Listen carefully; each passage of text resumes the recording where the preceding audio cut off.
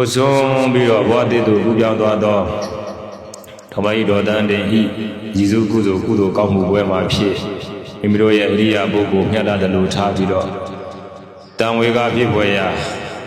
Taya saka do ko na ja ya aw Taya kaung si le pi ba le Myat Swa Bhuya hi nauk song khi so pi do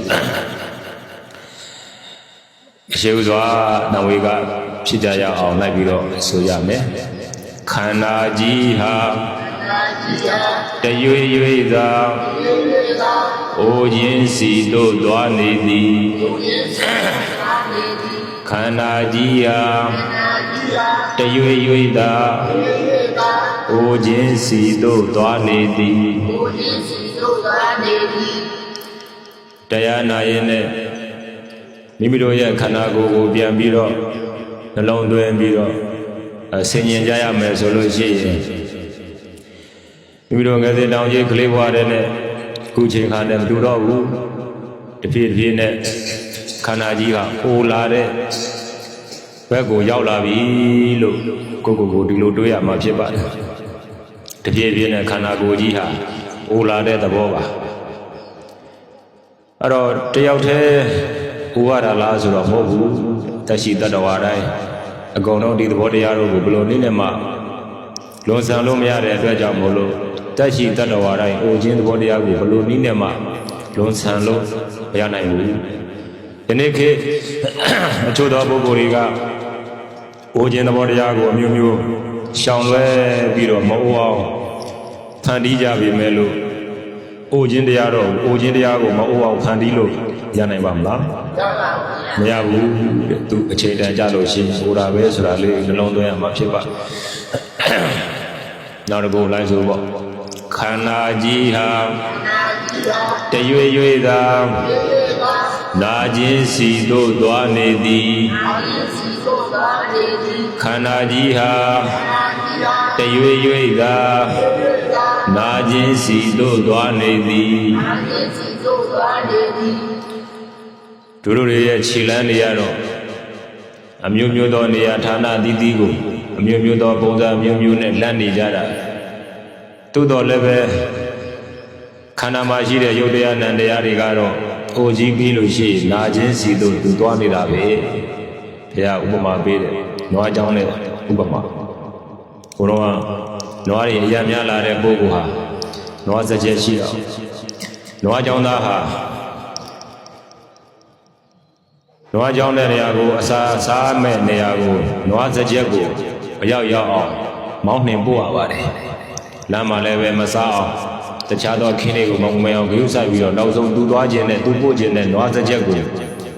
ရောက်အောင်ပို့နေတယ်လို့ပဲနောက်ကနှင်နံနဲ့တရဇက်ရိုက်ပြီးတော့ပို့နေတယ်လို့ပဲတတ္တဝါတွေကိုလည်းပဲအိုခြင်းကနေပြီးတော့ဘယ်ကိုပို့နေလဲလို့မေးရင်နာခြင်းစီတို့ပို့နေတယ်တဲ့နာရင်ဦးဇင်းတို့ဆိုတော့ကောင်းတို့ကမျက်မှောက်မှာရှိနေကြတဲ့အတွေ့ရကြီးနေကြတဲ့ပုဂ္ဂိုလ်တွေကိုကြည့်ပေါ့တဖြည်းဖြည်းနဲ့နားလာနော်အမျိုးမျိုးသောပုံစံမျိုးမျိုးတို့နဲ့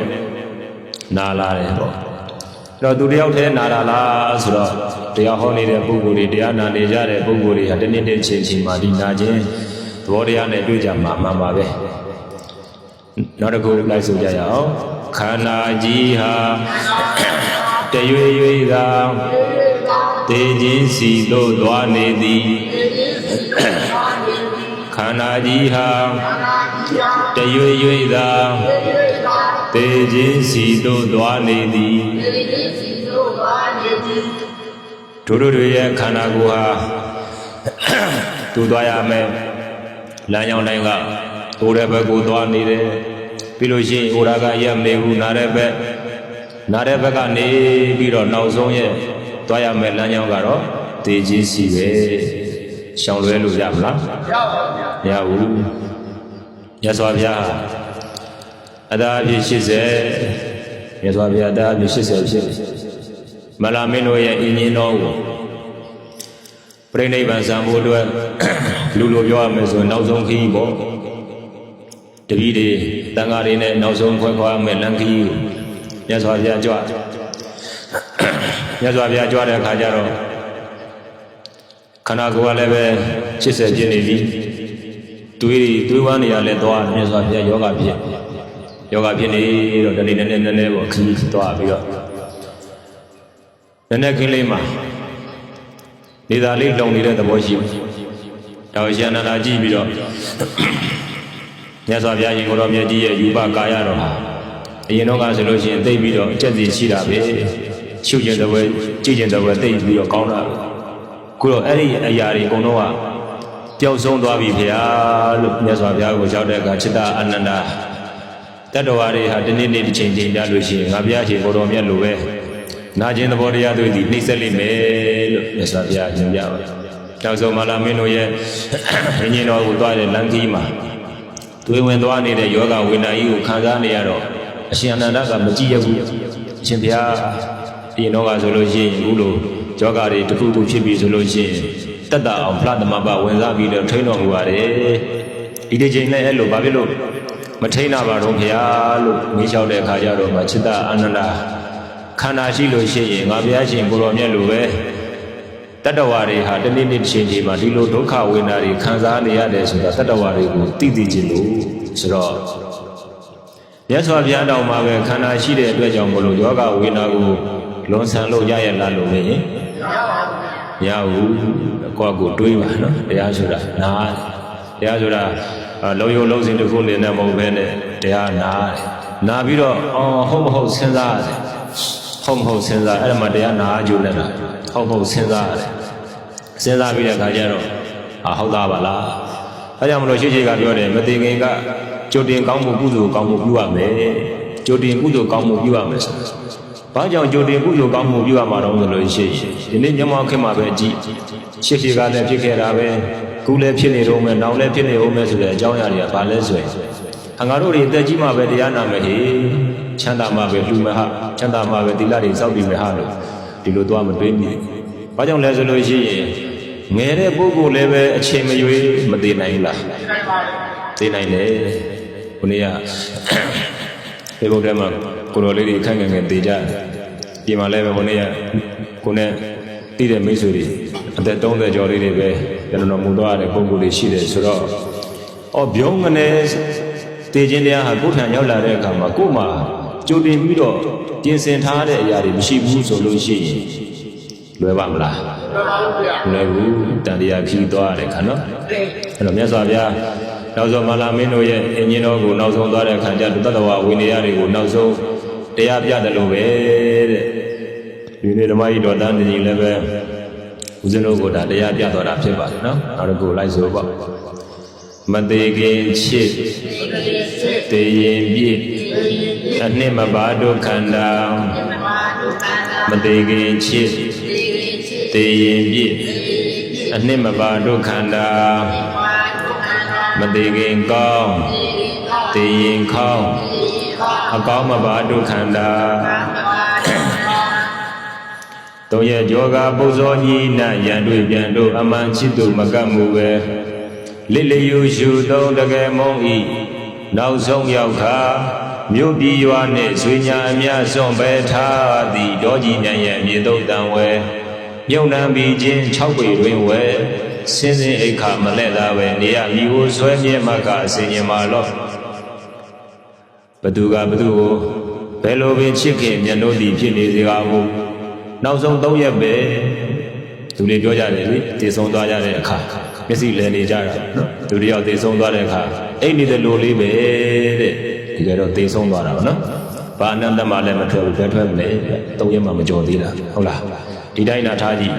ဘလောက်ပဲအိမ်မှာထားလို့ရမလဲဆိုရင်3ရက်ပဲဘယ်နှရက်လဲ3ရက်ပဲ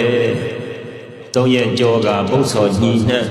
ရန်တွေ့ပြန်တို့အမှန်ချစ်သူမကတ်မှုပဲလိလျူရှုသောတကယ်မုံဤ3ရက်ပဲ3ရက်ကြောသွားလို့ရှိရင်ငါနာမကတ်နဲ့တော့ကွာလို့မပြောတော့လဲပြောတဲ့ကဲ့သို့ခန္ဓာကိုယ်ကြီးဟာပြလာတယ်တဲ့နောက်ဆုံးဆွေမျိုးတွေနဲ့အဝေးပေါ့တုတ်တန်လက်စားအတញ្ញဝါမှာစွန့်ပစ်ခြင်းကိုခံခဲ့ရတာပဲဒါတတ္တဝါတွေတွေ့ကြုံရမယ်အနေထားပဲလို့ကိုနှလုံးသွင်းဆင်ခြင်ရမှာဖြစ်ပါတယ်နောက်တစ်ခုလိုက်ဆိုပေါ့မသေးသေးမီပါရမီမာတိဖြိမတော်တော်မီမသေးသေးမီပါရမီမာတိဖြိမတော်တော်မီတို့တွေ ဘယ်ချိန်ကုသိုလ်ကောင်းမှုတွေလုပ်ရမှာတော့ဆိုရင်မသေးခင်လုပ်ရမယ်ဒါနပေါ့နော်ဒါနဆိုတာလည်းပဲကိုအထုတ်ပြင်တာပါပဲဗျာကိုထုတ်ကိုပြင်တာပါပဲကိုယ့်ကိုစဉ်းစားကြည့်ပေါ့ဒါနတိဟုသောဥစ္စာထုတ်ပြီးပြီလားကိုယ့်ကိုတွေးသီလတွေကစောင့်တည်ပြီးပြီလားဒီကနေ့အချိန်ကာလကြလို့ရှိရင်ဘလို့ဒါနကိုသစ္စာပြုရတဲ့ဒါနကိုငါပြုပြီးပြီလားပေါ့သီလဆိုလည်းပဲသီလတော့စောင့်တည်တာပဲဒီသီလငါအတွက်အားကိုးစရာဖြစ်ပြီလားလို့ကိုယ့်ကိုတွေးပေါ့နောက်တစ်ခါဒါနသီလတို့ထက်ပိုပြီးတော့ဆင့်မြင့်တဲ့ဝိပဿနာတရားငါအားထုတ်ပြီးပြီလားအဲ့လိုလေကိုဘာလုပ်ရမလဲတွေးကိုဘာလုပ်ရမလဲတွေးရမယ်ကိုယ့်ကိုစဉ်းစားဖို့နော်ကိုယ့်ကိုစဉ်းစားပြီးတော့ကိုယ့်အသက်ကိုယ့်အရွယ်နဲ့လုံးတင်လုံးထိုက်တဲ့တရားတွေကိုလုံးအောင်မှပဲမလုပ်ရသေးဘူးဆိုလို့ရှိရင်မလုပ်ရမယ်နော်အချိန်မရွေးပျက်စီးသွားနိုင်တယ်အချိန်မရွေးသေသွားနိုင်တယ်ဒီနေ့သေသွားလို့ရှိရင်ဒီနေ့သာသနာကိုနဲ့လည်းမဆိုင်တော့ကျန်တဲ့ဟာအရာတော့အားလုံးကကိုနဲ့မဆိုင်တော့အဲ့ဒီအချိန်အခါကြတော့မှနောင်တတွေရနေလို့ရောဖြစ်ပါမလားမဖြစ်ဘူးဒါကြောင့်မို့လို့တော်မကြီးဒေါသတွေကိုအကြောင်းကျူးပြီးတော့တို့တွေလည်းပဲသူသွားရမယ်လမ်းကြောင်းတိုင်းသွားရမှာပဲအကယ်၍မြန်ဘဝတစ်ခုကနေပြီးတော့ဘဝတစ်ခုသွားပြီဆိုလို့ရှိရင်တော့တို့တွေလည်းပဲဘဝတွေမပြတ်သေးဘူးဆိုရင်ဘဝတွေဆက်ပြီးတော့ဖြစ်ရအောင်မယ်ဆိုလို့ရှိရင်တော့အထုပ်တွေကိုထုတ်ဖို့လိုအပ်တယ်ဆိုတာကိုသဘောပေါက်နားလည်ပြီးတော့တန်ဝေကတရားတွေပွားများပြီးတော့ဒါနတွေကိုလည်းပဲပြုနိုင်ကြပါစေသီလတွေကိုလည်းပဲစောင့်တည်နိုင်ပြီးတော့ဘုရားစာရှိတော်သူတော်ကောင်းကြီးတို့သည်တည်ရမြင်သောဝိပဿနာတရားတို့ကိုကျင့်ကြံပွားများအားထုတ်ပြီးတော့နိဗ္ဗာန်ကိုမျက်မှောက်ပြုနိုင်ကြပါစေဆန္ဒပြုပါဖြင့်မိမိတို့အလိုရှိအပ်တောင်းတအပ်သောနိဗ္ဗာန်ကိုမျက်မှောက်ပြုနိုင်ကြကုန်သောပုဂ္ဂိုလ်မြတ်တွေဖြစ်နိုင်ကြပါစေကုန်သတည်း